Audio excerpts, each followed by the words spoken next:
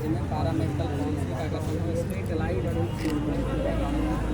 और उसमें para medical cadre के लोगों को सदस्य रखा जाए, जिससे पैरा मेडिकल शिक्षा संवर्ग में सुधार हो, गुणात्मक सुधार हो, उसके लिए राय विचार हमेशा देती रहेगी। साथ ही साथ राज्य सरकार जो है सो कॉलेज खोल दी, सभी जिलों में 7 निश्चय योजना, आप लोग सुन रहे होंगे 7 निश्चय योजना, उसके तहत सभी जिलों में पैरा मेडिकल कॉलेज खोल दिया गया। लेकिन उस पैरा मेडिकल कॉलेज में कितने दुख की बात है कि पढ़ाने वाला कोई टीचर नहीं है, कोई डिमॉन्स्ट्रेटर नहीं है। अब आप लोगों को लग रहा हो कि बीपीएससी से टीचर बहाल हुआ, वो तो पढ़ाएगा, लेकिन आपको भी पता है कि मेडिकल कॉलेज में कहाँ जाएगा उन लोग पढ़ाने के लिए। तो उसके लिए जो चिकित्सा शिक्षा है, वो पैरा मेडिकल चिकित्सा शिक्षा में पढ़ाने के लिए ट्यूटर डिमॉन्स्ट्रेटर नहीं है, छात्रों का भविष्य अंधकार में है।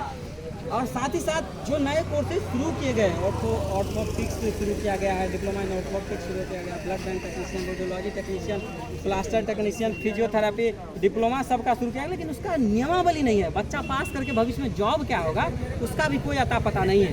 तो हम लोग चाह रहे हैं कि स्वास्थ्य मंत्री जी से के संज्ञान में ये बात लाएं, उनसे मिल करके उनको सारी बात बताएं।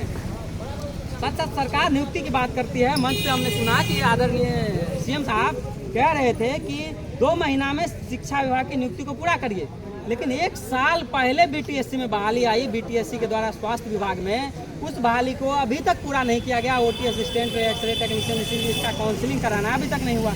सिर्फ पेपरों में, समाचार पत्रों में डेली आ रहा है। साथ ही साथ सबसे बड़ी बात है कि लैब टेक्नीशियन का 8 साल से बहाली नहीं हुआ, ड्रेसर का लगभग 20-25 साल से बहाली नहीं हुआ। इसका नियमावली, डेंटल हाइजीनिस्ट का नियमावली, लेबोरेटरी टेक्नीशियन का नियमावली जो है सो पेंडिंग है सचिवालय में, जो उसको फाइनल कर देगा उसके बाद बहालियां जाएगी बीटीएससी को, लेकिन ये भी नहीं हो रहा है। आखिर सरकार करना क्या चाहती है? सिर्फ बेरोजगारों का फौज खड़ी कर तो बोल रही है कि चट से आप फॉर्म भरिए, पट से आपका रिजल्ट हो जाएगा।